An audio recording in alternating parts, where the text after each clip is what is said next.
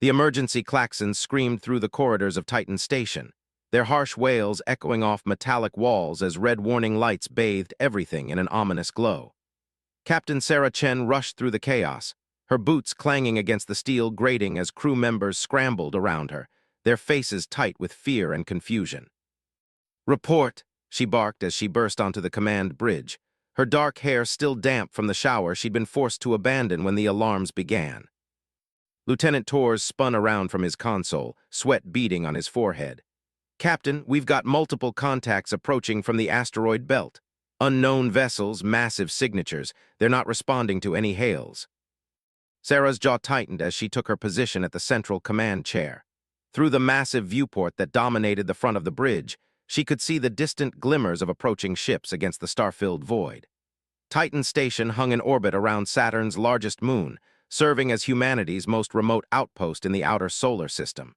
They were alone out here, days away from any meaningful reinforcement.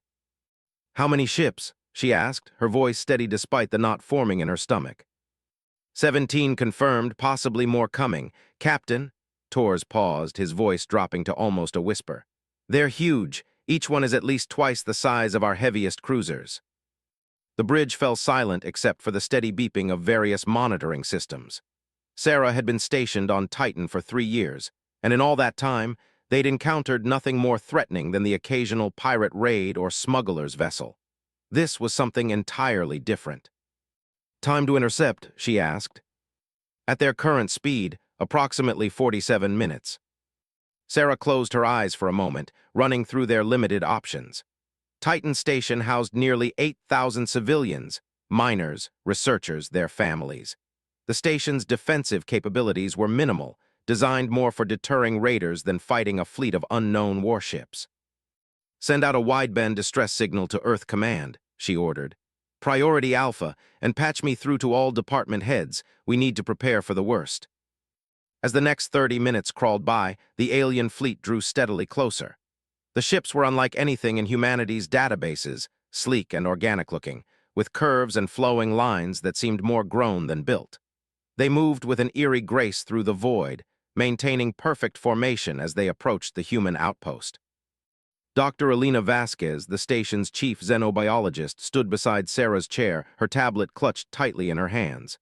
"I've been analyzing the thermal signatures," she said quietly. "These aren't mechanical ships, Captain, they're alive." "Alive?" Sarah turned to look at the scientist, her eyebrows raised. "The heat distribution patterns, the way they move, even the formation they're flying in, it all suggests biological entities rather than constructed vessels." Elena's voice carried a mixture of fascination and terror. "We could be looking at the first confirmed contact with alien life."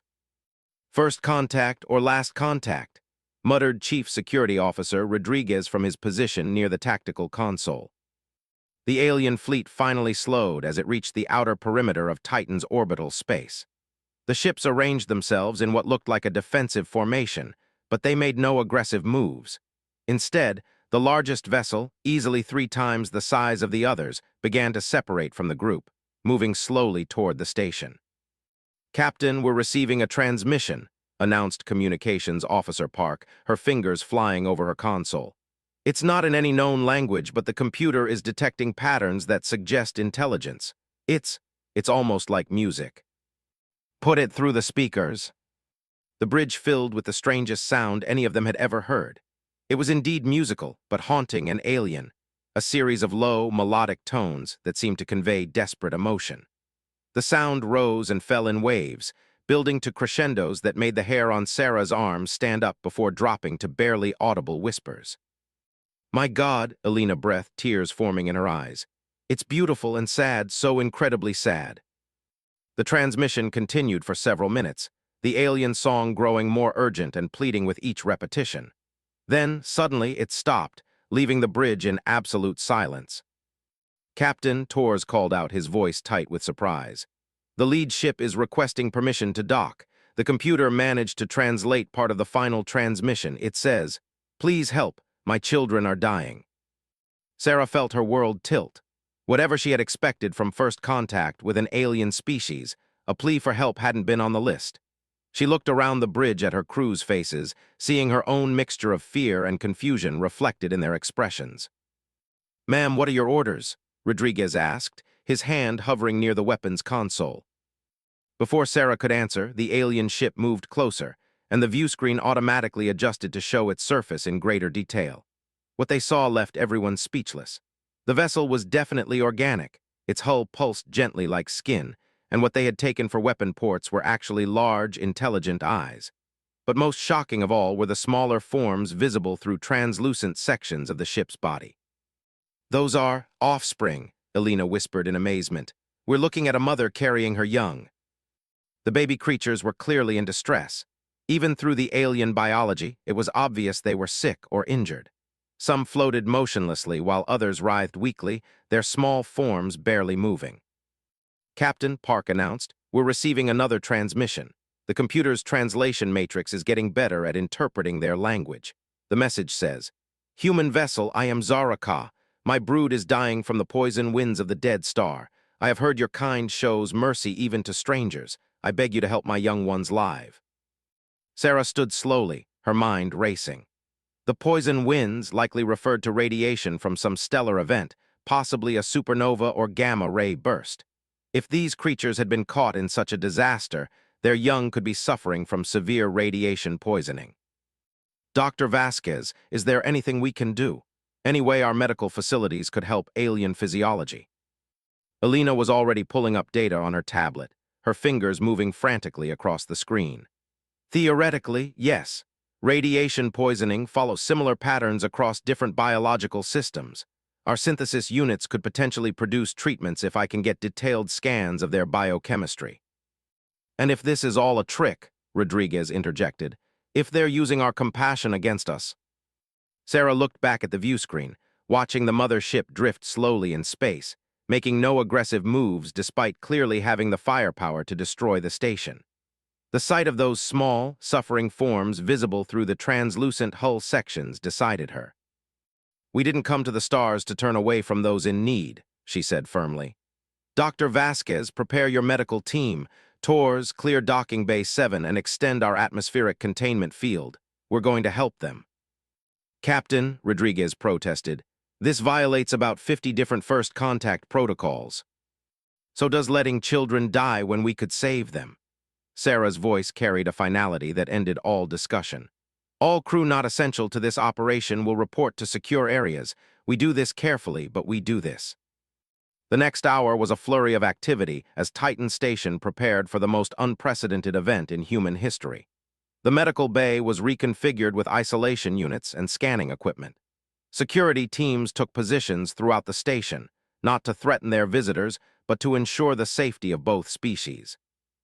As the alien mothership slowly approached docking bay 7, its massive bulk dwarfing the station's largest bay, Sarah couldn't help but think about her own mother back on Earth.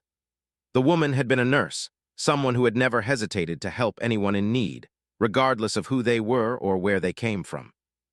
"I hope I'm making the right choice, Mom," she whispered to herself as she headed toward the docking bay. The mothership sealed against the station's docking collar with surprising gentleness, and atmospheric sensors confirmed the aliens breathed a similar gas mixture to humans, though with different proportions. Dr. Vasquez led a team of medical personnel and xenobiologists toward the airlock, their equipment humming with readiness. "Remember," Sarah announced over the comm system, "we are making first contact with an intelligent species. We represent all of humanity in this moment. Let's show them the best of what we can be." The airlock cycled open with a soft hiss, revealing a corridor that looked more like the interior of a living creature than a spaceship. The walls pulsed gently with a warm, golden light, and the air carried a sweet, floral scent. But what dominated everyone's attention was the figure waiting for them just inside the entrance.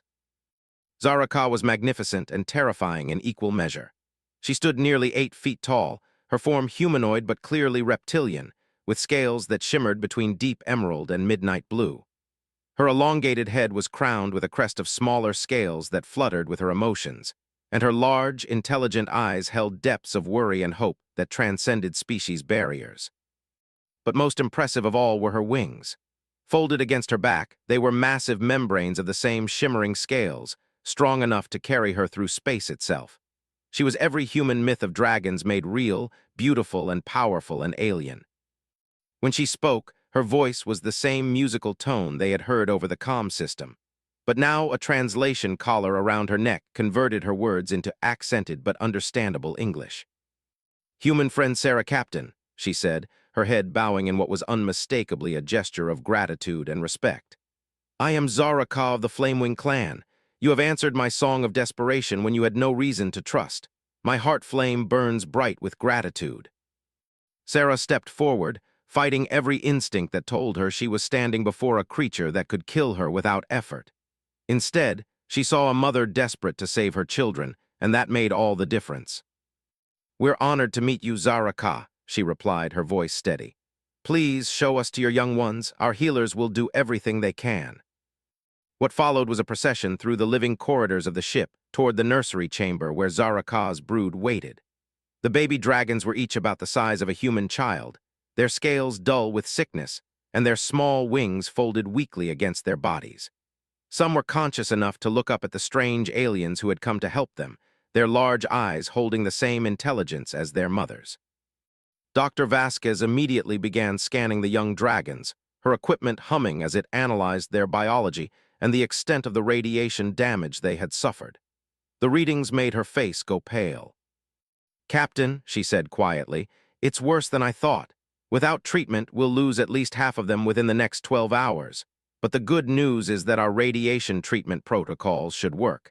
I can synthesize the necessary medications."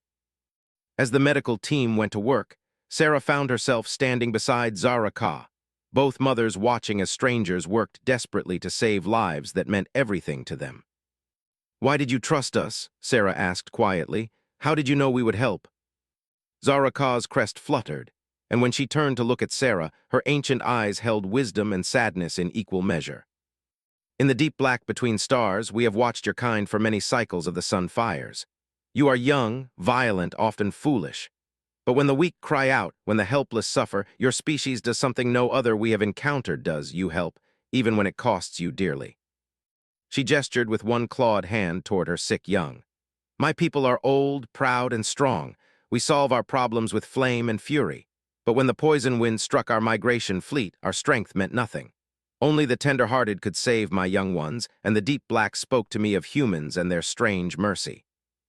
Sarah felt tears forming in her eyes as she watched Dr. Vasquez gently administering treatment to a particularly small dragon who couldn't have been more than days old. The tiny creature's scales were already beginning to brighten as the medicine took effect. "We're not always merciful," Sarah admitted. "We fight wars, we hurt each other, we make terrible mistakes." "As do all thinking beings," Zara Ka replied.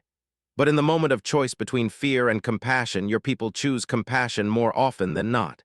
This is rare in the deep black, human friend. This is precious."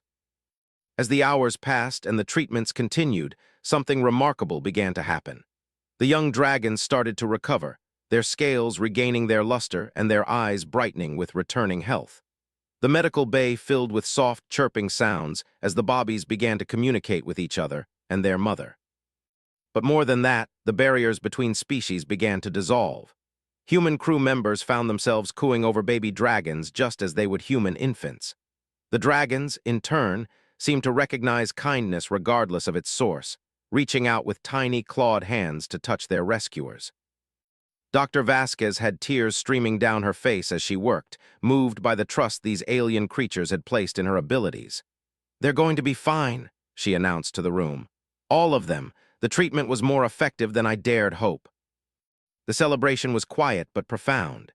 Sarah stood in the doorway watching as her crew members, hardened miners, tough security officers, cynical engineers, all cooed over the recovering dragon bobbies like they were the most precious things in the universe. "This changes everything," Alina said softly, coming to stand beside her captain.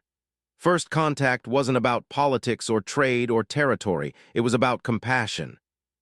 Sarah nodded, watching as Chief Rodriguez, the same man who had questioned the wisdom of helping the aliens, now sat cross-legged on the floor while 3 baby dragons climbed over him, their tiny wings fluttering with delight. "Maybe that's what humanity's real purpose is out here," Sarah mused. Not to conquer the stars, but to be the species that helps. Zaraka approached them, her massive form moving with surprising grace. In her arms, she carried the smallest of her brood, the one who had been closest to death when they arrived. Now the tiny dragon was alert and active, its scales a brilliant gold that seemed to glow with inner light. "Human friend Sarah Captain," the dragon mother said, her voice thick with emotion that transcended species. "I name this youngling Keth Sarah in honor of your kindness. She will carry your name among the star winds forever." Sarah reached out hesitantly, and the baby dragon immediately grasped her finger with one tiny claw, chirping contentedly. The simple gesture broke down the last walls of fear and uncertainty. "She's beautiful," Sarah whispered and meant it completely. As the medical procedures wound down and the young dragons continued their recovery, a new kind of first contact began to emerge. Not the formal, diplomatic affair that Earth's politicians had always envisioned, but something far more fundamental, the recognition of shared values across the vast divide of species and evolution. The crew of Titan Station and the Dragon Clan began to really communicate for the first time, sharing stories and experiences that bridged the gap between worlds.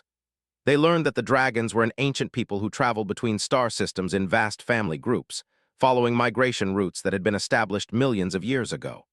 They were nomadic, peaceful, and possessed technology that seemed to blend biology and engineering in ways that fascinated the human scientists. In return, the dragons were amazed by humanity's rapid technological development and boundless curiosity. They had been observing human expansion into space for decades, intrigued by the young species that built their homes among the stars despite having no natural ability to survive in space. "Your people are bridge builders," Zaraka explained to Sarah as they stood together in the observation lounge, watching the other dragon ships maintain their protective formation around Titan Station. "Every other species we have encountered either remains bound to their birth world or requires generations to adapt to life among the star winds. But humans, you leap into the deep black with tools and determination, making homes where no home should be possible." "We're stubborn that way," Sarah replied with a smile. "When we see something we want, we find a way to get it even if it should be impossible." "This is why we hoped you would help," Zaraka said, her crest fluttering in what Sarah had learned was a sign of contentment. "A species that refuses to accept impossibility might also refuse to accept that nothing could be done for dying younglings." The conversation was interrupted by excited chatter from the medical bay. Dr. Vasquez's voice came over the comm system, barely able to contain her excitement. "Captain, you need to see this. The baby dragons aren't just recovering, they're thriving beyond anything we expected, and they're doing something incredible." Sarah and Zaraka rushed to the medical bay, where they found Dr. Vasquez standing transfixed before a group of the recovering dragon younglings. The bobbies, who had been weak and listless just hours before, were now floating several inches above the examination tables, their tiny wings spread wide as they hovered effortlessly in the air. "How is that possible?" Sarah breathed, watching in amazement as little Keth Sarah performed a graceful loop in the air, her golden scales shimmering with each movement. "They're not using their wings for lift," Alina explained, her voice filled with scientific wonder. "The atmospheric pressure in here is too thin to support powered flight for creatures their size. They're generating some kind of localized gravitational field." Zaraka's crest fluttered with what Sarah now recognized as pride and amusement. "Young fire burns bright when fear is gone," she explained, watching fondly as her offspring played in the air around them. "Your healing touch has done more than cure their bodies, you have given them back their song." "Their song?" Sarah asked. "All dragons sing," Zaraka replied, her own voice taking on the musical quality they had first heard. "It is how we shape the star winds, how we call to our kin across the deep black, how we tell our younglings they are safe and loved. The poison wind took their voice, your compassion has returned it." As if responding to their mother's words, the baby dragons began to emit soft, melodic chirps that harmonized with each other in a complex pattern. The sound was hauntingly beautiful, and several of the human medical staff found themselves humming along unconsciously. "The implications are staggering," Dr. Vasquez continued, making rapid notes on her tablet. "If they can manipulate gravitational fields at such a young age, and if this is linked to their vocal abilities somehow." "Alina," Sarah interrupted gently, "they're not research subjects. They're bobbies who just recovered from a near-death experience. The xenobiologist looked up, embarrassment coloring her cheeks. You're right, of course, I'm sorry, it's just... The scientific possibilities are incredible. There will be time for learning, Zaraka said, her ancient eyes twinkling with understanding. The deep black is vast, and our peoples have much to share with each other. But first, celebration. My young fire live because of human kindness. This deserves proper honor. Over the next several hours, what had begun as an emergency medical situation transformed into an impromptu cultural exchange. The dragons, it turned out, had a deep appreciation for ceremony and ritual, but their celebrations were joyous affairs filled with music and aerial displays that would have been impossible for earthbound creatures. The human crew found themselves participating in a dragon blessing ceremony, where each person who had helped in the rescue was given a small scale from Zaraka herself, a gesture that, she explained, bound them as honorary family members. In our culture, she told Sarah as she pressed a particularly beautiful emerald scale into the captain's palm, family is not defined by blood alone, but by those who stand with you when the star winds grow cold. Today, you have become kin to the Flamewing clan. Chief Rodriguez, still somewhat overwhelmed by the baby dragons who seemed to have adopted him as their favorite playground, looked up from where he sat surrounded by floating younglings. Captain, I have to ask, what do we tell Earth Command about all this? Sarah had been dreading that question. Their orders had been clear. Establish protocols for first contact, maintain defensive positions, and report any alien encounters immediately to Earth Command. Instead, they had violated quarantine procedures, provided medical aid without authorization, and were now participating in what could only be described as an interspecies adoption ceremony. We tell them the truth, she decided. We made contact with a peaceful alien species, provided humanitarian aid, and opened diplomatic relations. Let the politicians back home figure out how to handle it from there. Captain, Communications Officer Park interrupted urgently. We're receiving a transmission from Earth Command. Priority Alpha. They're responding to our distress signal. Sarah's stomach dropped. The distress signal she had sent out at the beginning of the crisis had been designed to bring military reinforcement, not to announce humanity's first diplomatic contact with an alien species. If Earth Command was sending warships. What's the message, Park? Battle Group Sierra is en route to our position. ETA 72 hours. They're bringing 4 heavy cruisers and 2 carrier groups. Admiral Morrison is commanding personally. The medical bay fell silent except for the soft singing of the baby dragons, who seemed oblivious to the tension that had suddenly filled the air. Admiral Morrison was known throughout the fleet as a hardliner who believed that humanity's expansion into space required strong defensive measures against potential alien threats. Zaraka, Sarah said carefully, my people don't know about your species yet. When our military ships arrive, they may see your fleet as a threat. The dragon mother's crest flattened against her head, a sign of concern that Sarah was learning to read. Your war kin come to protect you. This is natural, but will they understand that we seek only peace? I don't know, Sarah admitted honestly. Our species has a complicated relationship with things we don't understand. Elena looked up from where she had been documenting the dragon youngling's recovery. Captain, we need to think about this carefully. If Admiral Morrison arrives to find a fleet of alien ships around Titan Station, he's going to assume we're either under attack or under some kind of alien control. Especially if we can't convince him otherwise before he opens fire, Rodriguez added grimly. The implications hung heavy in the air. Sarah could easily imagine how the arrival of Earth's military would be interpreted by both sides. The dragons might see it as proof that humans were duplicitous and aggressive, while the human fleet would likely view the alien ships as an invasion force. There might be a solution, Dr. Vasquez said slowly, her mind clearly working through possibilities. What if the dragons weren't here when the fleet arrives? What if this was just an encounter that ended peacefully? Zaraka's large eyes fixed on the human scientist. You suggest we should flee before your war kin arrive. Not flee, Elena clarified quickly. Withdraw diplomatically. Give both our species time to prepare for formal contact under better circumstances. Sarah could see the logic in the proposal, but something about it felt wrong.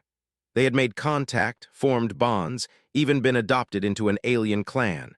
To simply pretend none of that had happened seemed like a betrayal of what they had accomplished. "There's another option," she said quietly, her command voice cutting through the discussion. "We could try to change what Admiral Morrison expects to find when he arrives." "What do you mean?" Park asked. Sarah looked around the medical bay at her crew, at the recovering dragon younglings, at Zara Ka's worried but trusting face. "We document everything.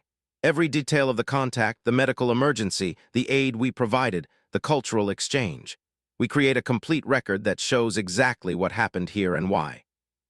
"And then," Rodriguez prompted, "and then we send it directly to Earth Command, to the Colonial Council, to the media, to anyone who will listen.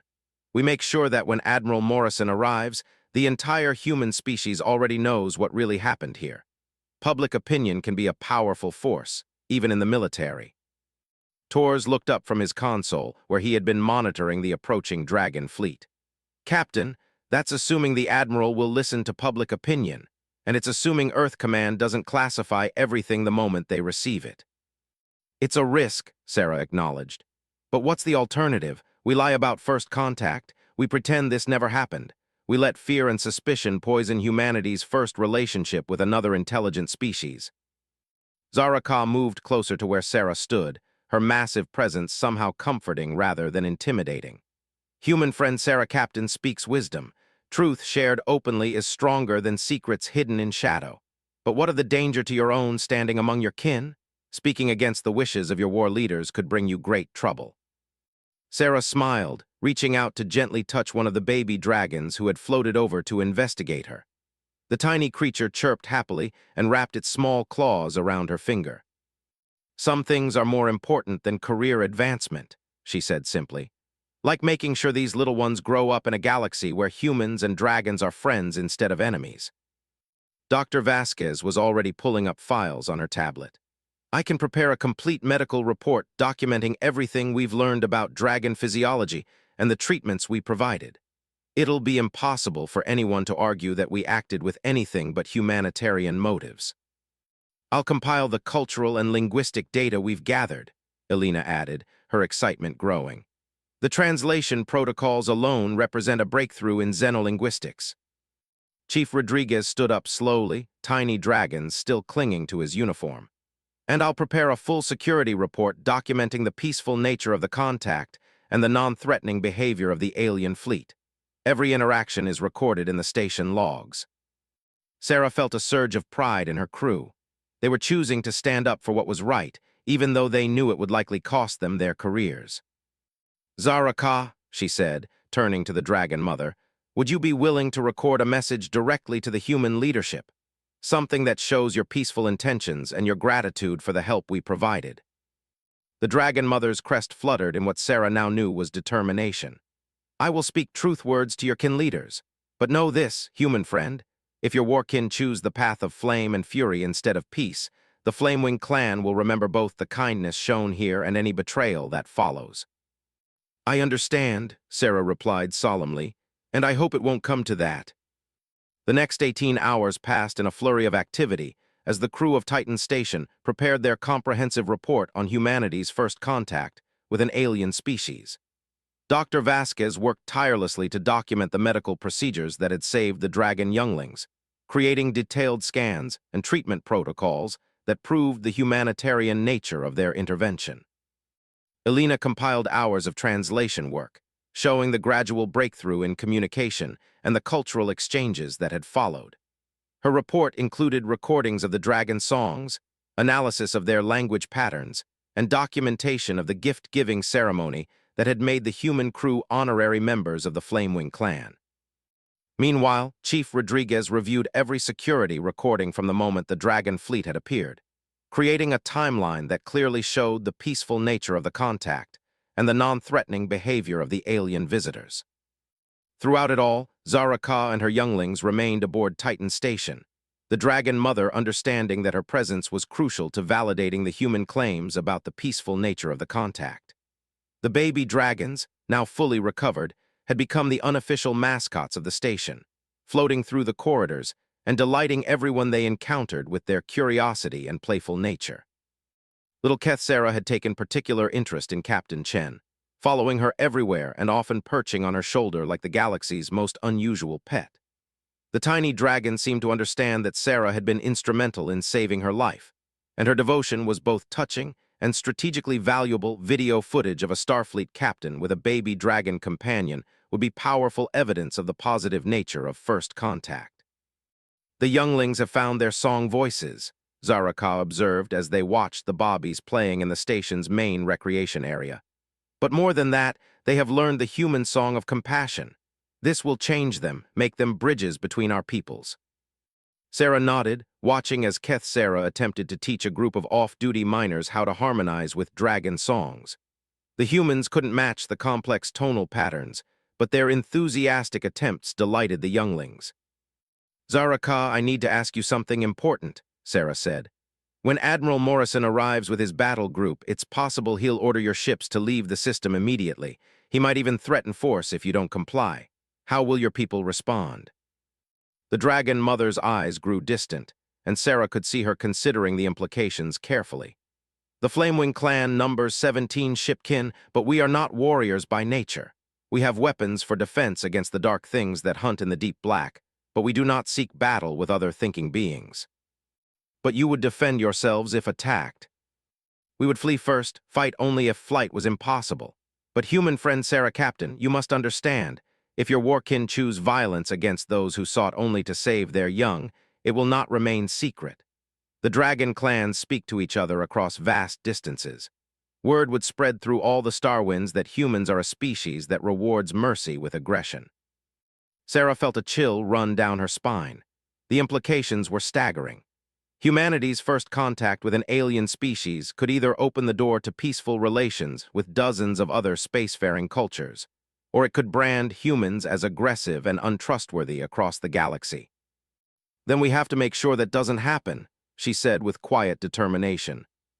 The communication array had been working continuously for hours, transmitting the complete contact report to Earth Command, the Colonial Council, and several major news networks simultaneously. Sarah knew that once the information was released publicly, it would be impossible for the military to suppress or distort the facts about what had really happened at Titan Station. Captain, Communications Officer Park announced, "We're receiving responses to our transmissions.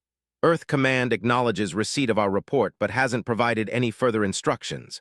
The Colonial Council is requesting a real-time conference, and, ma'am, we're getting calls from news networks across the solar system." How long before Admiral Morrison arrives? 54 hours and counting. Sarah made her decision. Accept the conference call from the Colonial Council, and Park, make sure our conversation is being broadcast on all public channels. It's time for humanity to meet our new neighbors. The main view screen flickered to life, showing the familiar conference room of the Colonial Council on Luna. Governor Martinez, the council's chair, appeared on screen along with representatives from each of humanity's major colonies. Their faces showed a mixture of excitement, concern, and barely controlled amazement. "Captain Chen," Governor Martinez began, "your report has caused quite a stir here. Are you absolutely certain about these claims regarding peaceful contact with an alien species?" Before Sarah could respond, Zaraka stepped into view of the camera, her massive form and undeniably alien presence causing audible gasps from several council members. When she spoke, her translation collar converted her musical language into clear, accented English. "Honored human leaders," she said, performing the graceful bow that was the dragon equivalent of a formal greeting. "I am Zaraka of the Flamewing clan. Your kin daughter Sarah Captain speaks truth words. My young fire live because human hearts chose compassion over fear." The silence that followed was absolute. Sarah could see the council members struggling to process what they were witnessing, humanity's first real-time conversation with an intelligent alien being. "This is remarkable," Governor Martinez finally managed. "Madame Zaraka, on behalf of the human species, I want to thank you for this historic contact. We hope this can be the beginning of a long and peaceful relationship between our peoples." "As do I, honored Governor Martinez," Zaraka replied. "But I must speak plainly. Your warkin approach our position with great force. They may not understand that we seek only friendship and the safety of our young." Dr. Vasquez stepped into camera range, holding baby Keth Sarah, who was contentedly perched on her arm. The sight of the tiny dragon, so obviously helpless and harmless, drove home the humanitarian nature of the contact better than any words could have. "Council members," Alina said, "these beings reached out to us for help when their children were dying. They could have simply taken what they needed by force. Their technology is clearly advanced beyond ours. Instead, they asked. They trusted us. They showed us what real civilization looks like." Around the solar system, millions of humans were watching the broadcast, witnessing not just first contact, but first contact based on compassion and mutual aid. The images of baby dragons playing with human children, of the medical procedures that had saved alien lives, of the cultural exchange that had followed, all of it painted a picture of what the future could look like if humanity chose hope over fear. "Captain Chen," Governor Martinez said after a moment of consultation with his fellow council members, "the Colonial Council hereby endorses your actions and formally recognizes the peaceful nature of this contact. We will be transmitting our official position to Admiral Morrison immediately." "Thank you, Governor," Sarah replied, relief flooding through her. "But I should warn you, Admiral Morrison isn't known for being swayed by political considerations." "Then perhaps it's time he learned that the military serves the people, not the other way around," Martinez replied with surprising steel in his voice. As the conference ended and the public broadcast concluded, Sarah felt a mixture of hope and apprehension. They had succeeded in making the truth about first contact public knowledge, but the real test would come when Admiral Morrison arrived with his battle group. "Human friend Sarah Captain," Zaraka said softly, "you have risked much to speak for my people before your own kin leaders. This act of courage will not be forgotten among the Star Winds." Sarah looked around at her crew, at the dragon younglings still playing throughout the station, at the evidence of two species learning to trust each other despite their vast differences. "It was the right thing to do," she said simply, "and that's always worth the risk." As the countdown to Admiral Morrison's arrival continued, both species prepared for what could be either the beginning of a beautiful friendship or a tragic end to humanity's first chance at peaceful contact with the wider galaxy. The next few hours would determine not just the fate of the Flamewing clan, but humanity's reputation among the stars for generations to come. The silence in Admiral Morrison's ready room aboard the heavy cruiser Yorktown was deafening. For the past 6 hours, he had been reviewing the reports from Titan Station, watching the recorded broadcasts, and trying to process the magnitude of what Captain Chen had initiated. The tactical display showed 17 alien vessels holding position around humanity's most remote outpost, each one large enough to pose a significant threat to his battle group. Admiral James Morrison was a career military officer who had spent 40 years preparing for humanity's expansion into a potentially hostile galaxy. He had trained for first contact scenarios, but they had all involved either clearly superior alien technology that demanded careful diplomacy or inferior aliens who could be easily contained. What he hadn't prepared for was a situation where the aliens had clearly superior capabilities, but were apparently seeking friendship through an act of desperation. "Admiral," his aide, Commander Stevens, said cautiously, "the public reaction to the broadcasts has been significant. We're receiving thousands of messages from across the solar system. The vast majority support Captain Chen's actions." Morrison turned from the tactical display to look at his longtime friend. "Public opinion doesn't change military reality, David. We have 17 unknown alien vessels with superior technology holding position around one of our most important installations. Even if their intentions are peaceful now, what happens when they're not?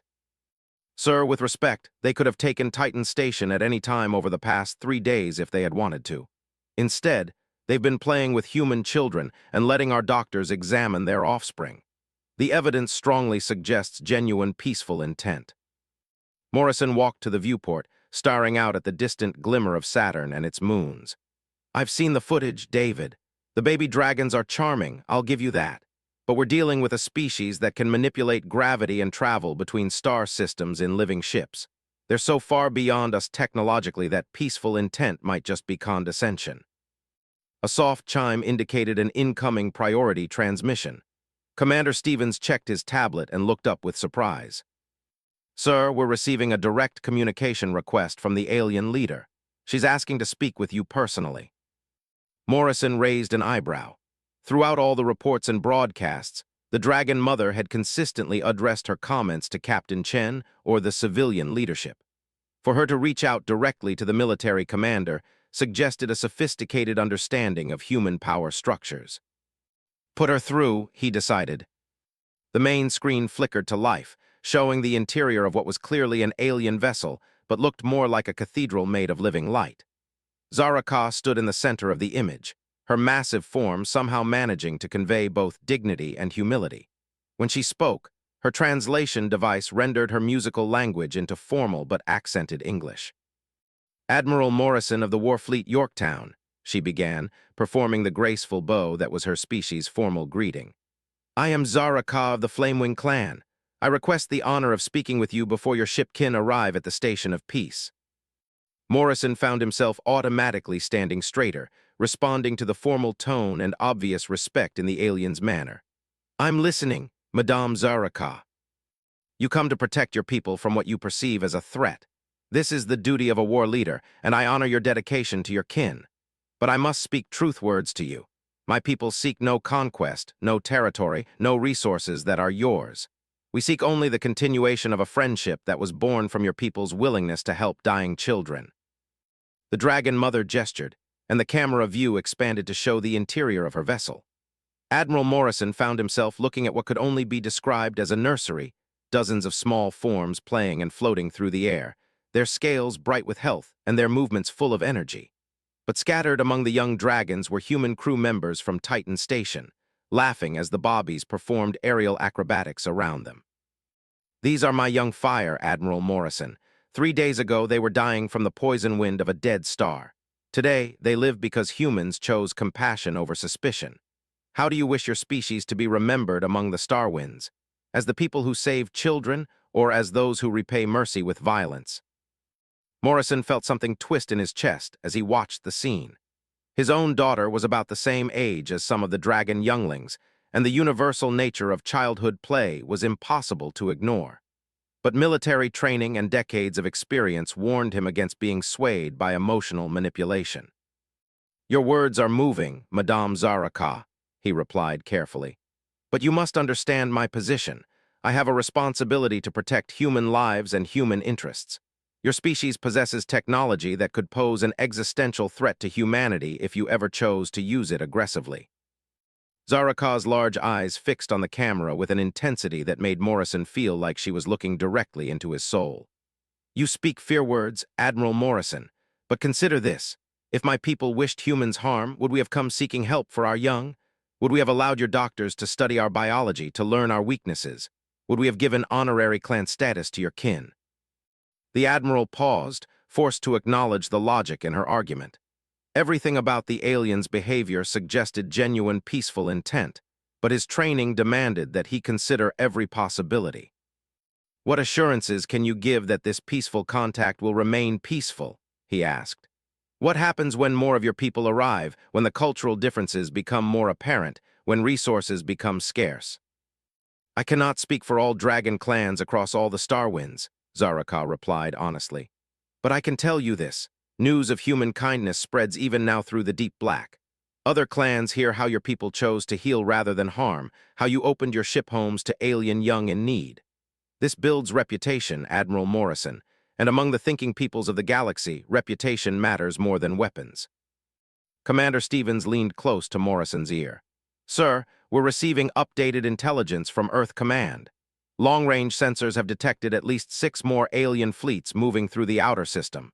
They're maintaining distance, but they're definitely observing our response to this situation." Morrison felt his stomach drop. The implications were staggering. Humanity was apparently being evaluated by multiple alien species based on how they handled this first contact. The wrong choice here could brand them as aggressive and untrustworthy across the galaxy. "Madame Zaraka," he said carefully, "are those additional fleets part of your clan?" The Dragon Mother's crest fluttered in what Morrison was learning to recognize as concern. "Some are kin clans, others are observers.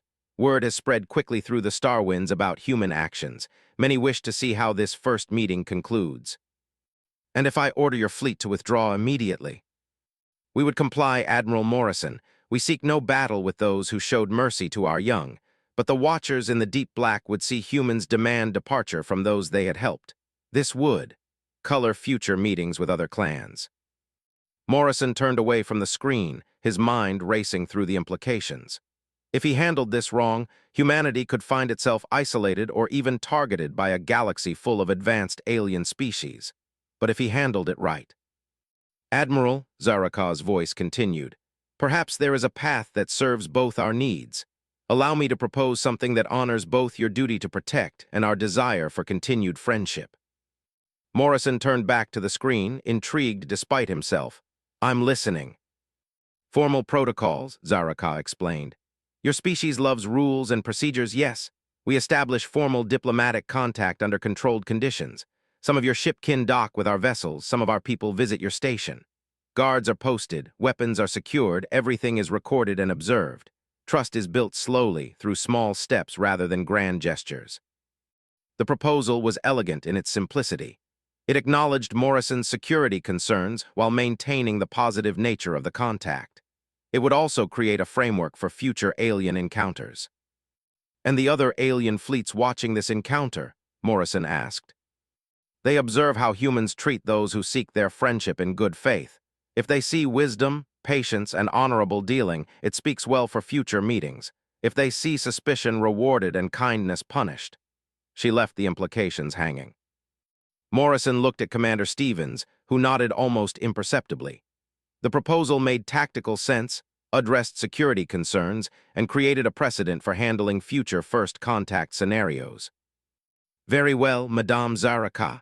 I accept your proposal for formal protocols. But I want your word that your people will comply fully with all security measures and withdraw immediately if I determine the situation has become dangerous. You have my word bond, Admiral Morrison. I swear by the star winds and the flame of my ancestors that we will honor any agreement made in good faith. As the communication ended, Morrison found himself facing the most important decision of his career. He could follow standard military doctrine and demand the immediate withdrawal of all alien forces, ensuring human security at the cost of potentially disastrous diplomatic consequences.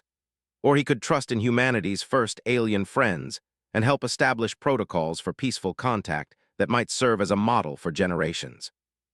David, he said to his aide, get me Captain Chen. It's time we coordinated our response properly. The conversation with Captain Chen that followed was one of the most remarkable in military history. Two officers who had never met, discussing the future of human-alien relations while surrounded by the unprecedented situation they had both helped create. Captain Chen, Morrison began, your actions over the past 3 days have been either brilliant diplomacy or catastrophic security breaches. I'm still trying to decide which. Sarah's image on the screen showed a woman who had been through intense stress but remained committed to her decisions. Admiral, I can only tell you that when we saw those sick children, human or otherwise, there was never really a choice to be made. And now we have 6 different alien fleets watching to see how we handle this situation. The stakes have escalated far beyond Titan Station. Yes, sir, they have. But consider this. If we handle it right, we might be opening the door to peaceful relations with dozens of spacefaring species. If we handle it wrong, we could find ourselves facing a very unfriendly galaxy. Morrison nodded slowly. Zarakah has proposed formal diplomatic protocols, controlled contact between selected personnel, security measures, careful documentation. It's reasonable. She's been reasonable from the beginning, Admiral. They all have. Even when they were desperate to save their young, they asked for help instead of simply taking what they needed. The Admiral made his decision. Very well, Captain. We'll proceed with formal first contact protocols. But I want full security teams present for all interactions, complete medical screening for all personnel involved, and detailed documentation of every aspect of the contact. Yes, sir, Admiral. Thank you. I know this goes against standard doctrine. Standard doctrine doesn't cover baby dragons learning to sing from human minors, Captain. Sometimes you have to write new rules. As Morrison's battle group finally arrived at Titan Station, the sight that greeted them was unlike anything any of them had expected. Instead of a tense standoff or evidence of alien occupation, they found a peaceful gathering of 2 species learning to understand each other. The dragon fleet maintained respectful distance, while small groups of both humans and aliens met in carefully controlled environments. The formal first contact ceremony that followed was broadcast across human space, and apparently to the watching alien fleets throughout the outer system. Admiral Morrison and Captain Chen stood side by side as Zara Ka performed the traditional dragon ritual for establishing clan bonds between different species. "Let it be known among all the star winds," she declared in her musical voice, "that the humans of Titan Station and the dragons of the Flamewing clan are bound in friendship. What threatens one threatens both. What honors one honors both." The ceremony was simple but profound, marking humanity's official entry into galactic civilization not through conquest or technological achievement, but through an act of compassion toward alien children in need. As the weeks that followed demonstrated, the impact of that first contact rippled far beyond anything anyone had imagined. The other alien fleets that had been observing the encounter began making their own cautious approaches, each one testing humanity's commitment to peaceful contact. The Crystalline Collective, beings of living mineral who communicated through harmonic resonance, approached when they detected the musical elements of dragon communication. The Void Swimmers, graceful creatures adapted to life in the vacuum of space itself, made contact after observing human spacewalking techniques. Each encounter built on the precedent established at Titan Station: peaceful contact, mutual aid, and gradual building of trust. Dr. Vasquez found herself at the center of an entirely new field of xenobiology, working with alien scientists to develop medical protocols that could help a dozen different species. Her research on the dragon younglings led to breakthroughs in radiation treatment that benefited both humans and aliens. Chief Rodriguez, the skeptical security officer who had initially questioned the wisdom of helping the dragons, became one of the most effective diplomatic security specialists in human space, his experience with the first contact serving as a model for handling subsequent encounters. And Captain Sarah Chen found herself promoted to admiral and appointed as humanity's first director of xenological affairs, responsible for developing policies and procedures for all future alien contacts. But perhaps the most important outcome was the reputation humanity earned among the spacefaring species of the galaxy. Word spread through what the dragons called the Star Winds about the young species that chose compassion over conquest, that helped dying children regardless of their origin, that welcomed the strange and different instead of fearing them. Years later, when the Galactic Council was formed to coordinate peaceful relations between dozens of species, humanity was invited not because of their military might or technological advancement, but because of what had happened at Titan Station, when a dragon mother begged for help and humans chose to answer with kindness. The baby dragons who had been saved that day grew up to become ambassadors between species, living bridges who remembered human compassion and shared those memories with their own offspring. Little Keth Sarah, who had been closest to death when the dragons first arrived, grew up to captain the first joint human-dragon exploration vessel, carrying the message of interspecies cooperation to distant stars. Admiral Morrison, initially skeptical of the contact, became one of humanity's strongest advocates for peaceful exploration and diplomatic solutions to interspecies conflicts. His memoir, The Day We Chose Hope, became required reading at every military academy in human space. And Zara Ka, the dragon mother who had risked everything to save her young, lived to see her great-grandchildren playing with human children in stations throughout the galaxy. The bonds forged in those crucial days at Titan Station having grown into friendships that spanned generations. The monument erected at Titan Station bore a simple inscription in both human and dragon languages. Here began the friendship between the children of Earth and the children of the Star Winds. May it endure until the last star grows cold. But the story wasn't over. It was just the beginning of humanity's journey into a larger universe, guided by the principle that had served them well in that first crucial test. When faced with the choice between fear and compassion, choose compassion. When faced with the choice between isolation and friendship, choose friendship. When faced with the choice between what is safe and what is right, choose what is right. The galaxy, it turned out, had been waiting for a species that would make those choices. And in the depths of space around a distant moon, where a desperate mother had once begged for her children's lives, humanity had proven they were worthy of the trust the universe had placed in them. 5 years after the first contact at Titan Station, Dr. Elena Vasquez stood in the observation deck of the research vessel Harmony watching as the most ambitious joint exploration mission in galactic history prepared for departure. The ship itself was a marvel of cooperative engineering. Human technology merged with dragon biotechnology. Crystalline communication arrays from the collective and void-swimming propulsion systems that could traverse the emptiness between stars faster than anything previously imagined. Elena had changed significantly in the years since that first desperate medical emergency.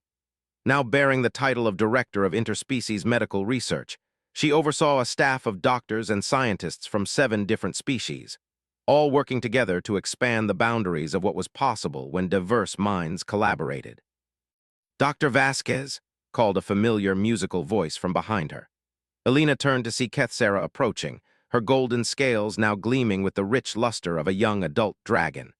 At 5 years old, she was already the size of a human teenager, her wings capable of carrying her through the ship's corridors with graceful ease. "Kethsera, I didn't know you were assigned to this mission." The young dragon's crest fluttered with excitement. "Mother Zaraka requested that I serve as cultural liaison for the expedition. She believes that those who learned friendship from birth can teach it to others." Elena smiled, remembering the tiny, sick dragonling who had once clung to her finger with desperate hope. "Your mother is wise. Have you been briefed on our destination?" "The Helix Nebula," Kethsera replied, her voice taking on the formal tones she had learned during her diplomatic training. "Long-range sensors have detected artificial structures within the nebula that suggest the presence of an advanced civilization. However, initial contact attempts have been unsuccessful." That was putting it diplomatically. 3 previous human exploration missions had entered the Helix Nebula and vanished without a trace. 2 Dragon scout flights had suffered the same fate. Even the crystalline collective's quantum resonance probes had simply stopped transmitting once they crossed the nebula's outer boundary. "Any theories on what we might be dealing with?" Elena asked as they walked toward the mission briefing room. "Several," Kethsera admitted, her natural honesty compelling her to voice concerns that others might keep private. "The Void Swimmers believe we may encounter a species that exists in dimensions beyond normal spacetime. The Crystal Folk think the Builders might be post-physical entities who have transcended biological form. And some Dragon Elders whisper of the Silence Makers, beings who destroy rather than create, who see all other life as contamination to be cleansed." Elena felt a chill run down her spine. The galaxy had revealed many wonders in the past 5 years, but it had also shown darker possibilities. Not every species they encountered was peaceful. Some were merely indifferent to other forms of life, while others were actively hostile. The Helix Nebula mission carried risks that went far beyond the normal dangers of deep space exploration. They entered the briefing room to find it already filled with the most diverse group of beings Elena had ever seen in one place. Captain James Rodriguez, former security chief at Titan Station, and now one of humanity's most experienced xenocontact specialists, stood at the front of the room beside Commander Thassara, a crystalline being whose translucent form sparkled with internal light patterns that served as both communication and expression. "Ladies, gentlemen, and entities of various classifications," Rodriguez began with a slight smile, "welcome to what may be the most dangerous mission any of us have ever volunteered for." The assembled crew represented the best and brightest from each of the allied species. Dr. Cygnus from the Void Swimmer Collective, whose elongated form was perfectly adapted for vacuum travel. Engineer Zilnok from the Silicon Fellowship, whose mechanical precision complemented biological intuition. And Master Diplomat Haridam from the Empathic Confederation, whose species could sense the emotional states of other beings across vast distances. "As you all know," Rodriguez continued, "we've lost contact with every probe and mission sent into the Helix Nebula. Our job is to find out why, make peaceful contact if possible, and return with information that might prevent future losses." Commander Thassara's form brightened as she took over the briefing. "Analysis of the final transmissions from previous missions shows interference patterns consistent with advanced quantum manipulation. Whatever intelligence resides within the nebula possesses technology that can disrupt both mechanical and biological systems at the subatomic level." Elena raised her hand. "What makes us think this mission will succeed where the others failed?" "2 things," Rodriguez replied. First, this is the first truly integrated crew we've sent, not just human with alien advisors, but a genuine partnership where each species' strengths complement the others. Second, we have something the previous missions lacked. He gestured toward the back of the room, where a figure Alina hadn't noticed before stepped into the light. Her breath caught as she recognized Zara Ka, the dragon mother whose desperate plea for help had started humanity's journey into galactic civilization. Elder Zara Ka has agreed to accompany this mission, Rodriguez explained. Her experience with First Contact and her status among dragon clans may prove crucial if we encounter a species that operates according to different social protocols. Zara Ka moved forward with the same grace Alina remembered from their first meeting, though 5 years had added new depths to her already ancient eyes. "Young friends of many star winds," she said in her musical voice, "I come not as your leader, but as one who has learned that understanding often begins with vulnerability. If the beings in the Helix Nebula fear us, perhaps they will trust one who admits uncertainty rather than proclaiming strength." The mission briefing continued for another hour, covering technical specifications, communication protocols, and emergency procedures. But Alina found herself thinking about the larger implications of what they were attempting. In just 5 years, the alliance of species had grown from a single desperate encounter to a confederation spanning dozens of star systems. Each new contact had built on the precedent established at Titan Station: approach with compassion, offer aid before seeking advantage, and always choose cooperation over conflict when possible. But the Helix Nebula represented something different. They weren't responding to a call for help or investigating a peaceful contact. They were actively seeking out a civilization that had already demonstrated hostile or at least defensive capabilities. The stakes were higher, the potential for misunderstanding greater, and the consequences of failure could extend far beyond the loss of a single ship. After the briefing, Alina found herself walking through the ship's common areas, marveling at how seamlessly the different species had integrated their technologies and living spaces. Human crew quarters neighbor crystalline resonance chambers. Dragon nesting alcoves opened into void swimmer vacuum pools. The ship itself was a testament to what was possible when different forms of life worked together instead of competing. "Dr. Vasquez," called a voice behind her. She turned to see Master Diplomat Haridam approaching, his tall, willowy form moving with the characteristic fluid grace of his species. His large, multifaceted eyes shimmered with the empathic fields he used to read emotional states. "Master Haridam, how are you adapting to ship life?" "Well enough," he replied, his translator rendering his complex harmonic language into accented English. "Though I must confess the emotional resonances aboard this vessel are intense." Alina raised an eyebrow. "Intense how?" "Fear, excitement, determination, hope, all wound together in patterns I've rarely encountered. Your crew carries the weight of representing not just their own species, but all the allied races. It creates a pressure that is both inspiring and concerning." "Concerning in what way?" Haridam was quiet for a moment, his eyes shifting through a spectrum of colors that Alina had learned indicated deep thought in his species. "There is an undercurrent of desperation in some of the human crew members, a feeling that they must prove humanity worthy of its place in the galactic community. This emotion could lead to unwise choices if we encounter hostile forces." Alina nodded slowly.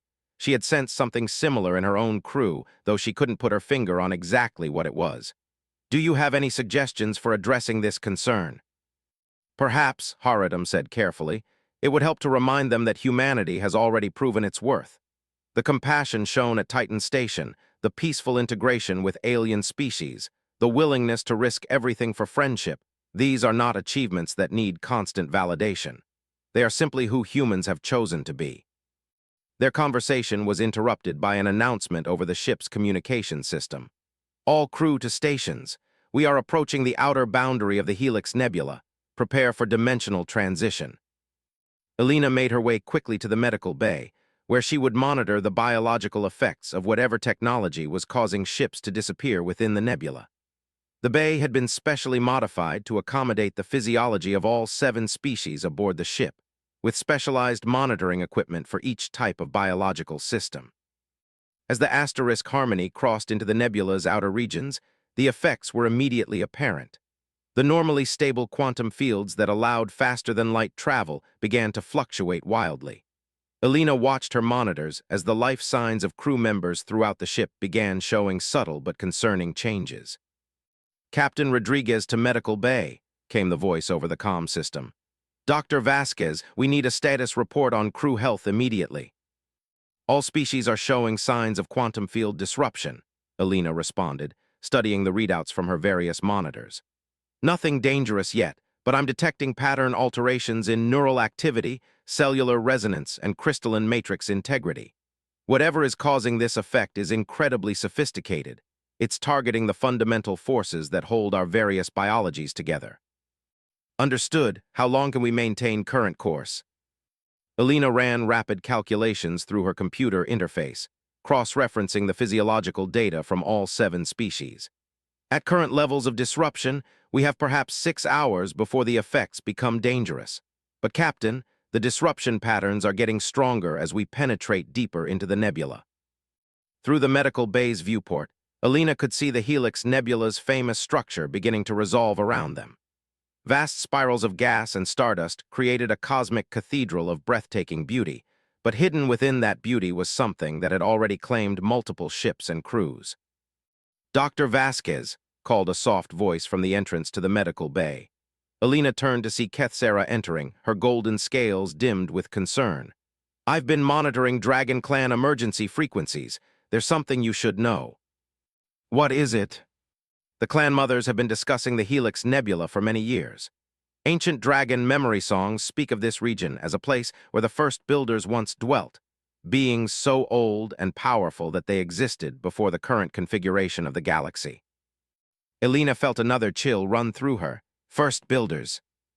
According to the memory songs, they were the beings who established the fundamental patterns of civilization that all younger species follow. They created the basic principles of faster-than-light travel, of quantum communication, of the dimensional technologies that allow different forms of life to exist in the same space. But the songs also speak of why they withdrew from contact with younger races. "And why was that?" Kethsera's crest flattened against her head in the dragon expression for deep concern. "Because they grew tired of younger species making war with the gifts the first builders had shared. They retreated to places like the Helix Nebula and set up barriers to prevent contact. The quantum disruption we're experiencing may not be a weapon, Dr. Vasquez. It may be a test." Before Elena could respond, alarms began sounding throughout the ship. Captain Rodriguez's voice came over the comm system with urgent intensity. "All crew to emergency stations. We have visual contact with artificial structures within the nebula, and they appear to be responding to our presence." Elena looked through the medical bay viewport and gasped. Rising from the swirling gases of the nebula were structures that defied easy description, vast geometric forms that seemed to exist in more than 3 dimensions, their surfaces shifting and changing as if they were alive. They were beautiful and terrifying in equal measure, clearly the work of intelligence far beyond anything the allied species had encountered.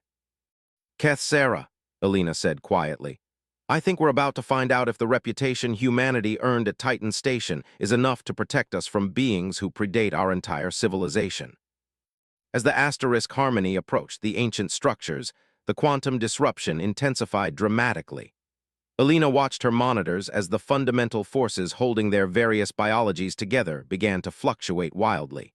But instead of the random interference they had expected, the patterns were becoming increasingly complex and structured. "Captain," she called over the comm, "the quantum disruption is changing. It's starting to look less like interference and more like communication." "Communication."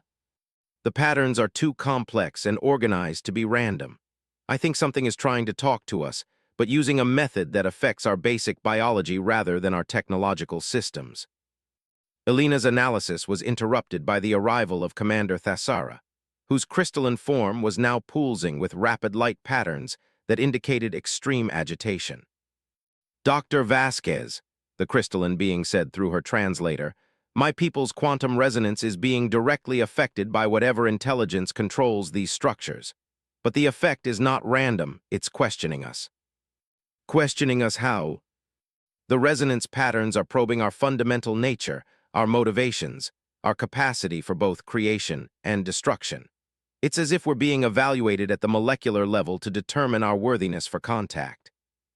Kethsera moved closer to the viewport, her large eyes fixed on the ancient structures. If these are truly the first builders, then they're testing us according to criteria we might not even understand. What if our very presence here is seen as presumptuous?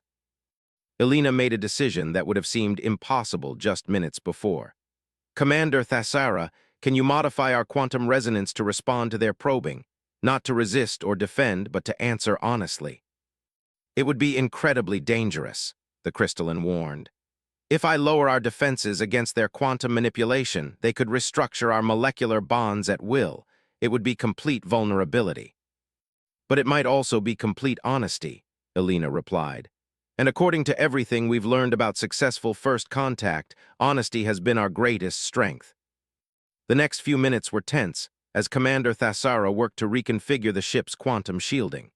Instead of blocking the alien probing, they would allow it complete access to their biological and technological systems while broadcasting their own intentions and nature as clearly as possible. This is either brilliant diplomacy or spectacular suicide, Captain Rodriguez observed over the comm as the ship's defenses powered down. Let's hope it's both, Elena murmured, watching as the quantum interference patterns suddenly shifted and intensified. For a moment, she felt as if every molecule in her body was being examined and catalogued by an intelligence vast beyond comprehension. And then, abruptly, everything changed. The quantum interference stopped as suddenly as if someone had thrown a switch. Elena felt the oppressive weight of alien scrutiny lift from her consciousness, replaced by something far more extraordinary. Around the asterisk harmony asterisk, the ancient structures began to glow with soft, welcoming light, and the chaotic swirls of the nebula started to organize themselves into clearly artificial patterns, pathways leading deeper into the heart of the megastructure. Captain, Communications Officer Park announced with barely contained amazement, "We're receiving a transmission. It's in perfect English and dragon and crystalline resonance and every other language our crew speaks." "Put it through," Rodriguez ordered, his voice tight with anticipation. The voice that filled the ship's communication system was unlike anything they had ever heard, ancient beyond measure, yet warm with genuine welcome. When it spoke, each crew member heard it in their own language, as if the speaker understood not just their words but the very concepts behind them. "Children of the younger stars," the voice began, carrying harmonics that seemed to reach directly into their minds. "You have passed the first threshold. You approach with honesty instead of aggression, with vulnerability instead of strength, with cooperation instead of conquest. These are the marks of a species worthy of contact with the ancient knowledge." Elena found herself trembling as the implications hit her. They were speaking to a civilization that predated their own by millions of years, beings who possessed technology that could restructure matter at the quantum level, and these ancient entities were welcoming them. "I am the guardian of memory," the voice continued, "the last of my kind to maintain watch over the knowledge accumulated across eons of galactic development. We withdrew from contact with younger species long ago, when their wars began to threaten the fundamental stability of reality itself. But we have watched your alliance grow, observed your commitment to peace and cooperation. You represent something new in the galaxy, not just another species reaching for the stars, but a true confederation of different forms of life working in harmony." Through the medical bay's viewport, Elena could see the ancient structures transforming around them.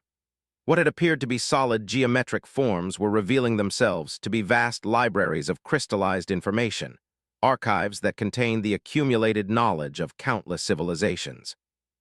"Elder Guardian," Zaraka's voice came over the comm system as she responded for the expedition. "We are honored beyond words by your welcome. We come not seeking power or advantage, but understanding. Our alliance is young and fragile. We hope to learn wisdom from those who have walked the star paths far longer than we." "Wisdom," the Guardian replied with what sounded like approval, "is indeed what you require. The galaxy faces challenges that no single species can address alone. Ancient evils stir in the deep void, powers that seek to unmake the bonds between stars and reduce all creation to primordial chaos. The younger races will need the knowledge of the ancients if they are to survive what is coming." Elena felt her blood run cold. Ancient evils suggested threats beyond anything their alliance had prepared for, but the Guardian's tone remained warm and reassuring. "But such dark discussions can wait for calmer moments. Today is for celebration and learning. You have proven yourselves worthy inheritors of the ancient knowledge. Welcome to the Archive Eternal. The next several hours passed in a blur of wonders that would have seemed like dreams just days before. The Harmony was guided through the nebula to a docking structure that automatically configured itself to accommodate their ship's unique design. The crew disembarked onto platforms made of some material that felt.